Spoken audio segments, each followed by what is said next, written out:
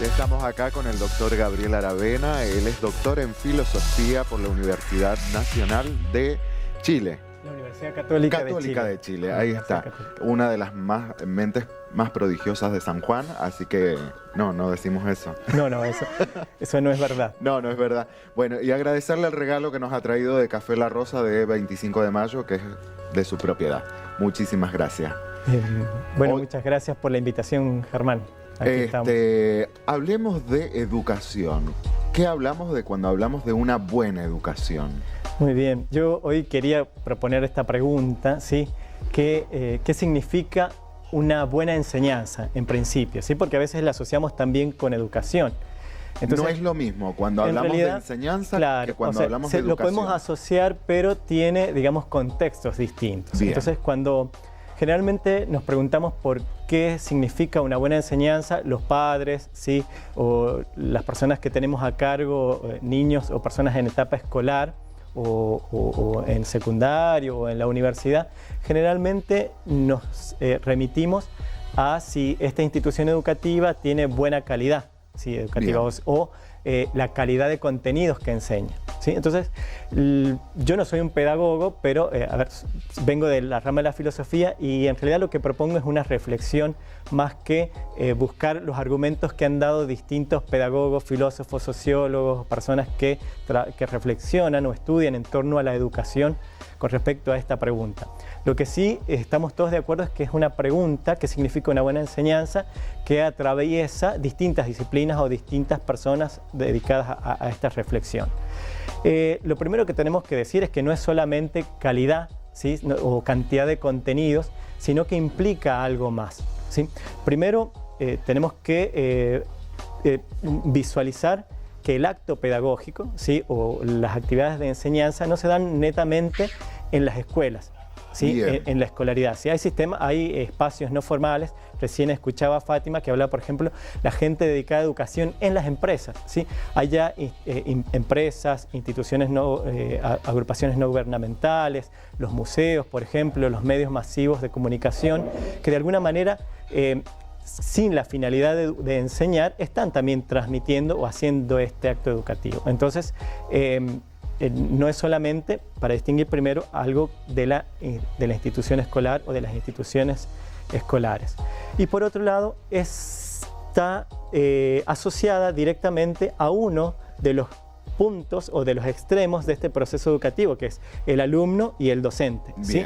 Enseñar le corresponde al docente. Entonces, en realidad está directamente relacionada con la actividad, con la vocación primero del docente, ¿sí? La pasión que pone en enseñar, con cómo prepara la enseñanza, ¿sí? No solamente también con la estrategia o el modo en que enseña, sino que también tiene que ver con la finalidad. Y aquí es donde a veces nos olvidamos, ¿sí? A veces como docente nos ponemos a pensar, ¿qué hago para que aprenda tal contenido? ¿Sí? Entonces, ¿y por qué tiene que aprender ese contenido? Esa es la pregunta que tendríamos que hacernos también para poder responder qué significa una buena enseñanza. Es atender no solo a la metodología, a las estrategias de enseñanza, sino al fin que perseguimos con la enseñanza, ¿sí? Y por otro lado está el aprendizaje, que en realidad no le corresponde al docente, sino que le corresponde al alumno, ¿sí? No necesariamente porque haya enseñanza va a haber, o sea, no es causal, va a haber aprendizaje, porque puede haber alguna dificultad en el aprendizaje, ¿sí? Puede haber una atención dispersa, puede haber algún otro distractor, digamos, dentro del aula, o quizá el estudiante o el alumno no está preparado, ¿sí? Para recibir ese contenido o desarrollar esa habilidad. Bien, en todo este contexto, ¿la familia dónde la ponemos? Bien, la familia es... Los papás, claro, tíos, abuelos. Primero, si partimos de la idea que el acto de enseñanza, ¿sí? No es solamente escolar, sino que primariamente, o sea, uno aprende, ¿sí? El estudiante o el chico, el joven, aprende en la familia. Entonces, lo primero, o los primeros enseñantes, vamos a decir, ¿sí? en esta intencionalidad pedagógica son los padres. Y los padres, en realidad, actualmente, la decisión que toman es a qué institución va a ir mi hijo, ¿sí? O a qué institución escolar lo voy a enviar para que tenga, digamos, o que logre la finalidad que perseguimos como familia. O sea, primero, sabemos que la educación es el desarrollo de las potencialidades del ser humano, ¿sí? Y en relación a ese desarrollo, el que pueda ser inserto en la sociedad. Entonces, los papás, los apoderados o tutores van a buscar eso, ¿sí? ¿Qué es lo que deberíamos buscar todos? El desarrollo de las potencialidades de nuestros estudiantes, de nuestros hijos. Y aquí una eterna discusión de a quién corresponde la buena educación, ¿no? Si a la escuela o los papás. A los profesores, maestros, ¿a quién? Está clarísimo es que le corresponde al que cumple el rol de enseñante, ¿sí? O de educador, que en este caso sería en la institución escolar es el docente, ¿sí? Y las políticas en torno a las decisiones en torno a la educación que tome la institución educativa y que tome también las instituciones gubernamentales, el Ministerio de Educación en relación a la calidad educativa, ¿sí? Pero hacia donde quiero apuntar también es que no tiene que ver solamente con contenidos, ¿sí? Con aprender contenidos, con el desarrollo de habilidades, sino también pensando en la finalidad que una buena enseñanza también implica los valores, ¿sí? Implica tener en cuenta, ¿sí? ¿Qué clase de persona estoy formando? ¿Para qué la estoy formando? ¿Sí? Y dentro de eso, acá no tenemos que perder de vista, es una palabra que se usa mucho actualmente, que a lo mejor necesita explicación, una visión holística, es decir, una visión integral del ser humano, ¿sí? No estamos preparando o no enviamos un chico a la escuela o a su formación escolar o a su formación para que desarrolle solamente habilidades o técnicas, ¿sí? O para que se inserte en la sociedad, sino primero es para que se desarrolle como persona, y esto implica todas sus dimensiones, ¿sí? Tanto la profesional como la humana, ¿sí? En el trato con los demás, en el trato consigo mismo. De aquí, bueno... Qué importante, y te vuelvo a traer 2 pasitos más atrás, esto, ¿no? El punto es que él se desarrolle como persona, primero, y después que brinde su servicio a la sociedad. Claro, es que justamente pasa por ahí. O sea, si el joven, si nosotros no logramos desarrollar todas nuestras potencialidades, y cuando hablamos de potencialidades, toda la capacidad que tenemos de lo que podemos ser, ¿sí? No vamos a entregarnos totalmente a la sociedad. Entonces, primeramente tenemos que desarrollar toda esa potencialidad, toda la capacidad que tenemos. A veces nos quedamos o nos vamos orientando específicamente a ciertas zonas en las cuales estamos más cómodos o nos desarrollamos de una mejor manera, que tiene que ver también con este llamado vocacional, digamos, claro. Así, con la vocación al arte, con la vocación a la educación. Muchas veces en nuestro país se hablaba, ¿no?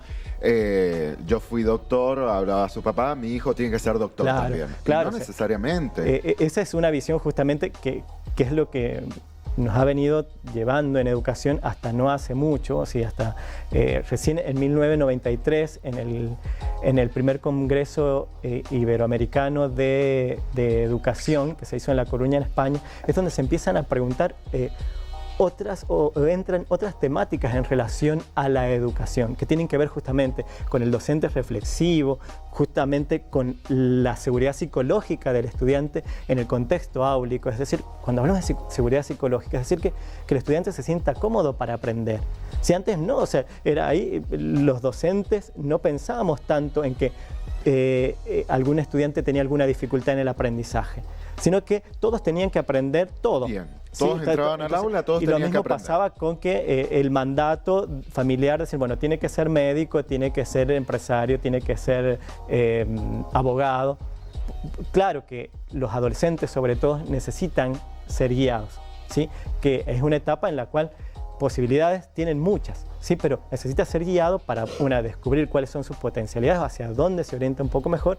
Y también a veces hay una guía, una orientación en relación a la tradición familiar, ¿sí? En muchos casos que los hijos son médicos porque tiene una familia detrás médicos, porque también es lo que ha recibido en su entorno familiar. Esto también tiene que ver con oportunidades o posibilidades externas, ¿sí?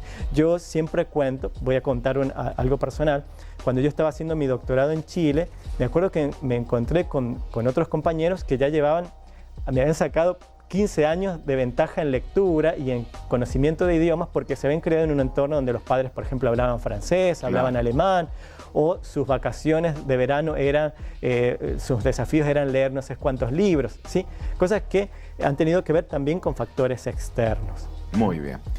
Doctor, nos hemos quedado sin tiempo. Siempre pasa muy rápido. Siempre pasa lo mismo, muy rápido. Lo volvemos a invitar cuando pueda, y recordarles que está abierta la inscripción. Sí. Sí. Bien, yo soy coordinador académico del doctorado en estudios patrísticos en la Universidad Católica de Cuyo. Estamos ahora próximos a abrir la segunda corte, que empieza en agosto, ahora ya dentro de un mes. Ya hemos terminado el periodo de preinscripción, pero tenemos abiertos todavía la posibilidad a quien esté interesado. Los estudios patrísticos se enfocan específicamente en los primeros siglos del cristianismo, ¿sí? En abocarse a la sabiduría de esos primeros padres que trataron de dar respuestas, por supuesto que en clave teológica, pero a distintos problemas del contexto socioeconómico y cultural de ese momento. Podremos tener posibilidades, lo comprometo acá al aire, de traer a doctores que estén comprometidos ahí. Por supuesto, tenemos profesores, para un doctorado todos tienen que ser, los profesores tienen que ser doctores, y también ya tenemos estudiantes avanzados casi en etapa de elaboración de tesis, que también es muy interesante las perspectivas que tienen, así que por supuesto. Queda la invitación hecha para usted y toda la gente que está comprometida en este estudio teológico, y ver por qué repercute eso al hoy. Sí, es muy interesante, Ahí quedamos con eso. Nos tenemos que ir al corte, vamos rápido al corte y ya volvemos con lo último de Cultura Inquieta. Muchísimas gracias por haber venido.